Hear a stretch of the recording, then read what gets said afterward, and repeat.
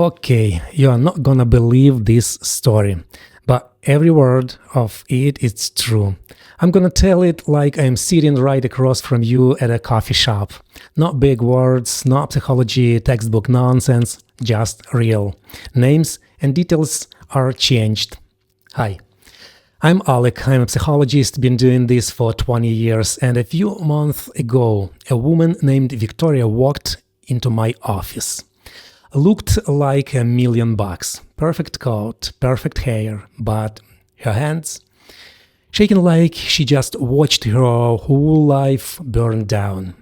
She sits down, looks around like she's checking for cameras. Then she asks me, have you ever seen someone destroy their own mother for TikTok views? And I laughed because I thought she was joking. She wasn't. So here is what happened. Victoria has a daughter named Chloe, 28 years old, beautiful, smart, hundreds of thousands of followers online, posts all this soft life content, luxury bags, morning routines, manifesting wealth, looks like she's killing it, right? Except she lives in her mom's house. Not her house, her mom's. The one her dad built before he died. Every brick, every window, every garden stone, the house was their marriage in physical form. But online, Chloe talks like she owes everything, and after a while she starts believing it. Then enters Tyler, crypto bro, fake entrepreneur, rents Lamborghinis for Instagram, you know the type. First things Tyler says when he walks into Victoria's house, not nice place, not thank you for having me. So what's this place worth now? Yeah, that guy, he looks at families like they are spreadsheets. Finds the weak spot, and Chloe's weak spot was simple. She wanted to look rich online more than she wanted to be a real person. Tyler didn't corrupt her. She just handed her the shovel. She was already ready to dig. Then things get weird. Victoria starts noticing stuff. Chloe filming moving day videos in a house she is not moving out of. Realtor business cards in the kitchen, papers missing from drawers. Then one day Chloe posts, buying my dream home and 28. Victoria watched the video. That's her kitchen, her stairs, her wine cellar. Millions of people congratulating her daughter for buying a house she does not even pay utilities on. So Victoria confronts her. And you know what Chloe says? It's content, mom. That's the moment their family ended. Not with a fight, with a sentence. Chloe stopped seeing her mother's life. She started seeing footage, Tyler's real move. He convinced Chloe that Victoria is losing it, mentally unstable, paranoid, needs help. And here is the scary part. They start recording everything, every argument, every normal conversation. They start building a story. No evidence, a story. Fake concern, fake memory evaluation, fake paperwork. They were trying to win argument anymore. They were trying to win the internet. Then the night comes. Victoria thinks they are having a nice dinner. Pasta, salad. Chloe was actually being nice that week. Tyler helped to bring in groceries. For a second, she thinks maybe things are getting better. Then someone knocks on the door. Cops. Officer walks in. Professional, calm. And Chloe points at her mother like she is a criminal. That's her. Let that sink in.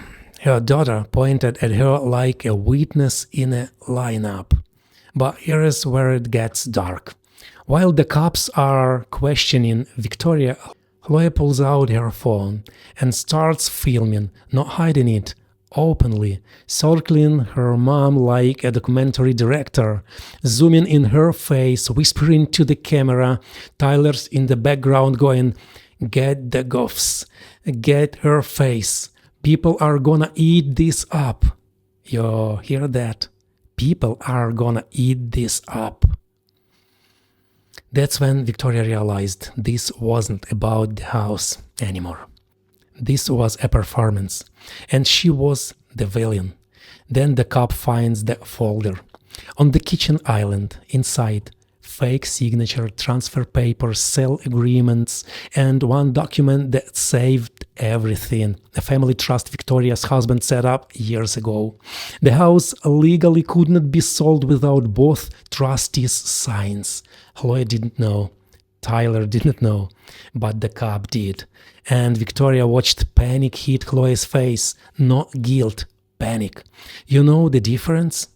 Guilt feels bad. Panic just got caught. Tyler whispered to Chloe, "Delete it, now." Too late. The posts were already up. The messages, the paperwork, everything. Tyler stopped smiling first. That's how these guys always die, not with drama, with silence. The second consequences get real, they evaporate. And Chloe, she didn't defend her mom. She didn't apologize. She turned to Tyler and whispered, "Fix this." "No, I'm sorry. Not what did I do. Fix this." That's when the family actually died. Not when the cops came. When the daughter looked at her mother's face and saw a public relations problem. Victoria told me the worst part. She said Chloe looked excited while the cops handcuffed her. Not scared, not sad, excited. Like she was about to go viral. And that shook Victoria more than anything. Because Tyler, you can leave a guy like that. Change the locks.